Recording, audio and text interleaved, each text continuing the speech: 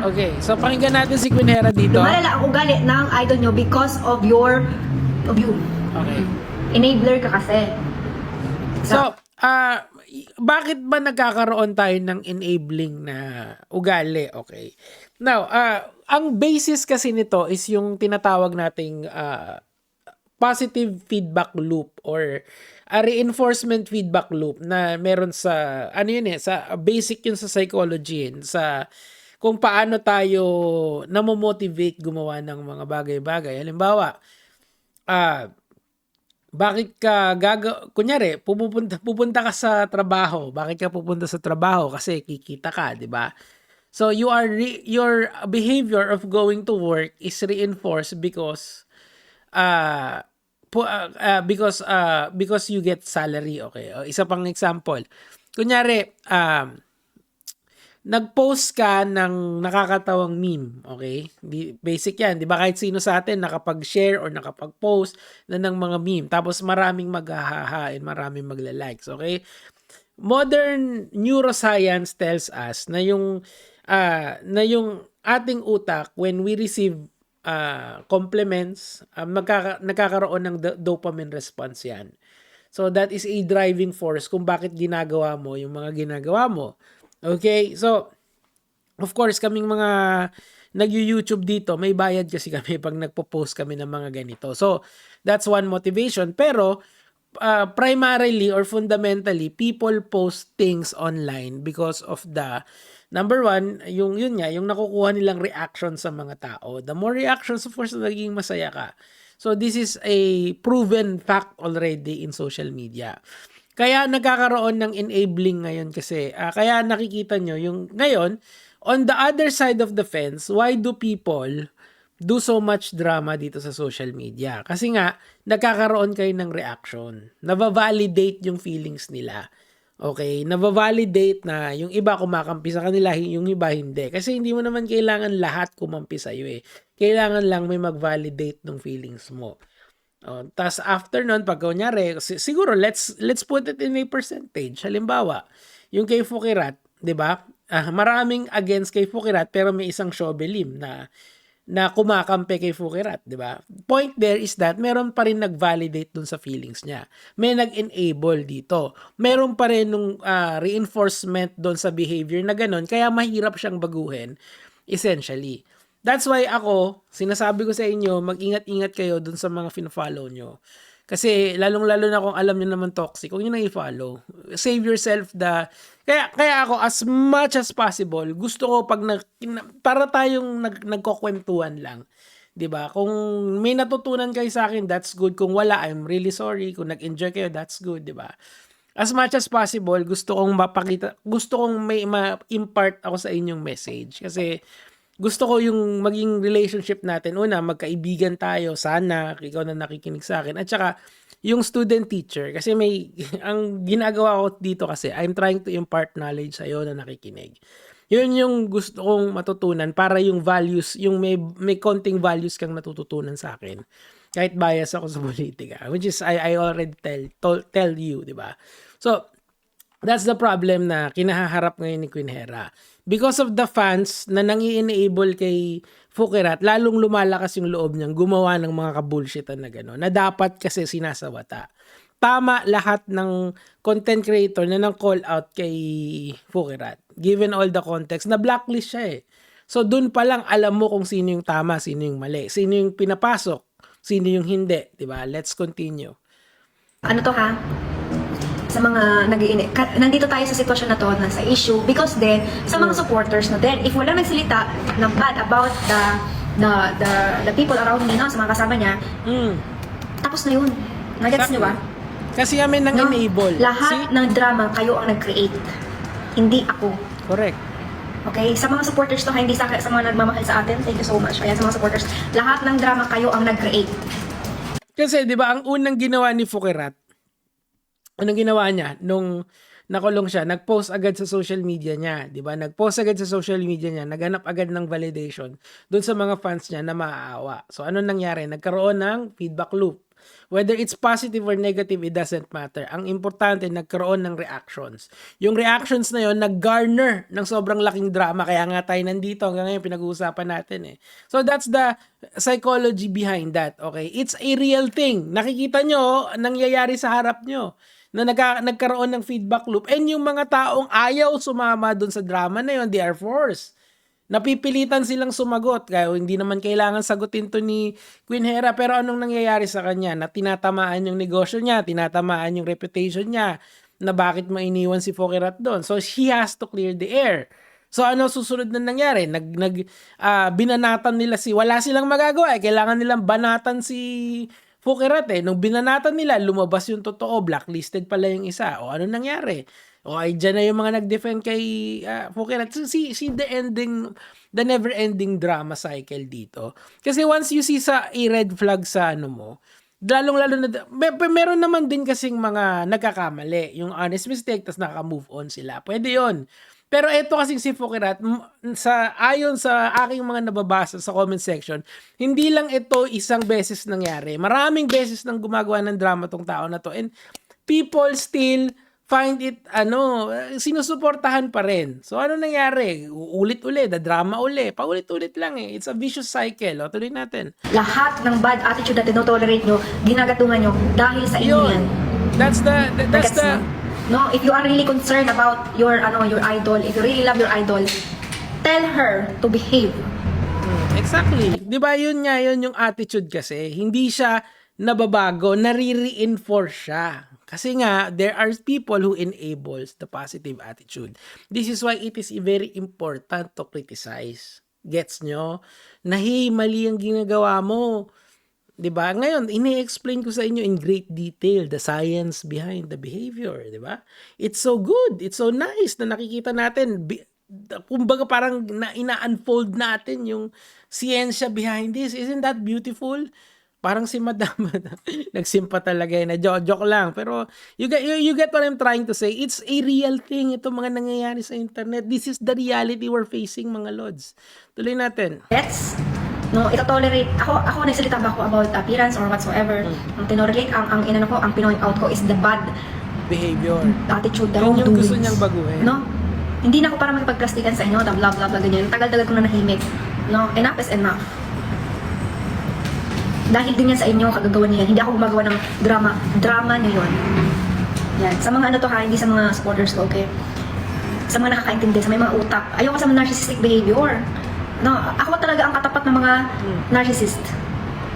Yan, actually meron namang diagnosis sa narcissist. I mean, kasi kami nung araw sa education, meron yung basic telltale signs. Kung gusto mo kasing tumuloy as guidance counselor, pwede mong pinapaaral na sa inyo yan. Kunyari, tapos ka na dun sa major mo, pwede kang tumalon dun or magdagdag ng degree sa'yo. So, inaaral namin yung mga factors na ganyan. Tapos pag na-determine namin, ipo-forward namin yan sa guidance counselor. Kung yung basic assessment kung ano yung narcissist, siguro siya, alam niya yun. Kasi pag basta any course naman tinuturo yan eh. But sa amin mas detailed lang ng konti, 'di ba? Yung personality clusters na tinatawag. O sabi niya narcissistic daw. Siguro kilala niya personally. Kaya kasi nai-enforce yung narcissism ng isang tao dito sa internet. It's because of the people na enabling that behavior. Gets nyo? It's so fun to study psychology. Wala lang. Parang, it's a glimpse in the mind eh. Kaya I'll never get tired of analyzing yung mga ganitong situation. So, Nico David, hindi ka, i-diagnose mo ba? We're not, qualified naman ako since teacher ako. May lisensya ako to do that. Pero, yung diagnosis ko is, mababaw lang. I would always, yung ending ko nung diagnosis, I have to refer it sa isang psychiatry, psychologist, or a guidance counselor. Dito kasi, I believe may personal knowledge siya, kaya mas malalim yung pagkakakilala niyo dun sa tao. So, if she says na narcissist yan, baka meron talaga. Who knows? Hindi ako para mag-diagnose dyan, but I will refer si Fokirat to siguro a psychologist first. Kasi ang psychologist kasi, ang gagawin niya, magbi-build sila ng strategy to change the behavior. Yun ang iba sa psychiatrist eh. Ang psychiatrist kasi, they can offer you medication on the spot, di ba? Ganun yung difference nila. O yung guidance counselor naman, legit na, parang psychologist din siya, kaso mas school oriented lang siya ng onte. So, alam mo yun. These are the difference para alam nyo lang. Anyway, tuloy natin. No? Ang ugali ng narcissist, laging victim. Lack of empathy. No? Hindi naawa sa mga kasama na babae. Yung well, ano yan yung sinasabi niya mga I think nasa DSM-4 yata yan or DSM-3 kasi yung etong feeling victim hindi yata ito pero yung lack of empathy, that's one yan yung isang telltale signs. Pero I would suggest kung i-refer niyo siya sa isang health professional, yun yung isa-suggest ko. If you see these signs, okay, tuloy natin. Always playing the victim. Always want the attention. Yun. Craving for Yan. attention. Nagets nyo? Gets namin. Oo. Kaya sa mga sabi na blah, ganyan. Oh. Yung sa victim part lang di ako masyado. Hindi ko kasi kabisado yung hindi ko nakabisado. Dati kabisado ko yun eh. Yung mga histrionic, yung mga ganun yung cluster ng personalities ng disorder. Kasi you have to determine that lalo na sa mga estudyante mo. Pag nakita mo ng signs, i-refer mo agad. Ganun yung training namin nung araw. That was a long time ago. Di ako magiging accountable. Alam ko. Pero hanggang ngayon, dala-dala ko pa rin naman. Hindi naman natatanggal yun eh. Hanggang ngayon, di ba? So, lifelong, that's why sinasabi ko sa inyo, yung pag-aaral is lifelong. Hindi yan nananakaw, di ba? Konting basa mo lang nung inaral mo ng araw, natatandaan mo na. Sa akin, ganun. Kung ginagawa ko ay mali at ang ginagawa mo ay tama. Paano yung contract? Terminated, aray ko. okay? Nawalan pa ng Ano pa kaya trabaho. kung di ako nagsalita? Di syempre siya naman kawawa. Whatever. Hindi ako accountable, yung magiging accountable sa kung ano man yung payak or mental health, ako yun. Mental health ko din, nakasalalay. Yun nga, lagi talagang masakit nga lang talaga yung patutukanan. Ano yung sweldo niya? Kulang pa ba yung sweldo niya pang bayad sa Kasi nagastos Pero, ano ginawa ko? Pati Abono. pabalik ang ticket from, lahat ng ticket, lahat ng airfare. Grabe. Sagot ng kampanya. Kaya nga na nagla-live selling ako Bakit? Diba? Maka-ROI man Makabawi. lang. Tell her to go to school. Tell her to go to school and learn. Yun, exactly. Hindi kasi lahat ng bagay ay nadadala ng fame. Exactly. Pathological liar. Ako, I am not. Yun, I think isa yun. Ayoko kasi magbigay ng opinion ko. Meron akong opinion pero just to be safe kasi baka mademanda ako wag na. So I would just like to refer I'll just concur dun sa mga niya, sa mga findings niya dun sa bata niya or dun sa dati niyang employee. Tuloy na. Supporting bullying again, okay? Let's not support bullying. I don't want to attack the physical appearance, ang dami ko kasi nakikita, but I am pointing the wrongdoings. Yeah. No, hindi ako stress nito. Tama. God bless you. And ano pa to? Tawag dito? Warning sa mga ibang content creator. Huwag niyong ilagay masyado sa utak niyo yung pagiging content creator niyo. Exactly. Huwag niyong ilagay masyado, huwag niyong isaulo, huwag niyong gawing personality tawag niyo. dito? TikToker ako, ganyan yun. Huwag. Ako personally, I can speak for myself. Etong pagso-social media is just part of my kumbaga yung kinikita ko lang, ganun lang siya sa akin. And of course, if I build good relationship sa inyo, maraming salamat. You can always say hi sa akin kapag nakita niyo ako sa labas. Pero it's a source of income para sa akin. Yun yung doon ko siya tinitignan Kaya sometimes it only becomes personal sa akin kung inaatake na yung mga personal sa buhay ko, 'di ba? Pero I suggest na kung kayo ay magso-social media, think about it as a source of income para objective kayo sa ginagawa nyo. Halimbawa, meron na kayong following. Tingnan nyo na lang kung paano kayo kikita unless yung kumbaga yung sa mundo nyo lang kayo gagalaw kung pwede. Like ako, as much as I want to criticize everything, I'm trying to find lessons dun sa mga, ay Diyos ko, pag nanonood kayo sa akin, yun yung pinipilit kong gawin araw-araw. Kaya nagtataka ako dun sa iba kasi may nagsabi sa akin na puro daw ako adominem. Nagmumura ako, sure, pero hindi, come on. Yung kalidad dito iba, kumpara mo sa ibang content creator. Yun lang yung igagaranti ko sa inyo. Anyway, tuloy natin. Mga kasama. We are all equal. It's just that meron tayong platform. Sa mga content creator yan na hindi kayo above Yes. anyone. Above the law. Dapat nga mas kayo mas maingat kayo kasi may publishing aspect yung ginagawa nyo, namin. 'Di ba? Ibig sabihin at any point in time, you can be held accountable sa ginagawa mo. Halimbawa, may sinabi kang hindi maganda sa kapwa mo. Hindi naman na disqualify yung rights ng kapwa mo kung hindi mo siya gusto or gusto mo siya 'Di ba? It's still withstanding Kung madali ka, di demanda abutin mo. Or worst, baka pag na-deplatform ka, tapos doon ka na-demanda, wala kang source of income, kung gano'n, di ba? Mahirap tong mga ganitong bagay. Tama yung sinasabi niya. No? Content creator, kapag nagpa-picture sa inyo, it's just that humahanga sila sa inyo. Yeah. Hindi ibig sabihin na talagang kataas-taasan na kayo at kayo ay kung ano-ano. So, I just wanna relate this dun sa unang upload ko kay Harry Roque. Doon ako nagtataka talaga ngayon What do you really value? Kayong mga nanonood. Do you value intelligence? Do you value moral integrity? Do you value yung mga natututunan nyo sa GMRC? Or do you just value people who entertains you? Kasi magkakaibang bagay yun Kung i-compartmentalize mo yung apat na yun, it's different things that people mixed up sa internet. Kasi there are people here that are really smart, but they are not entertaining.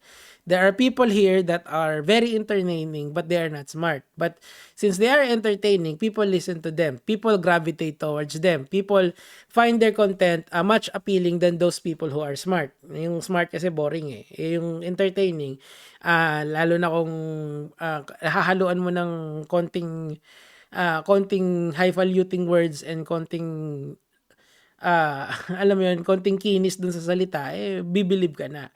Pero when you dig deep sa kanila, they're very shallow. So, alam mo yun, ganun kasi sa social media talaga.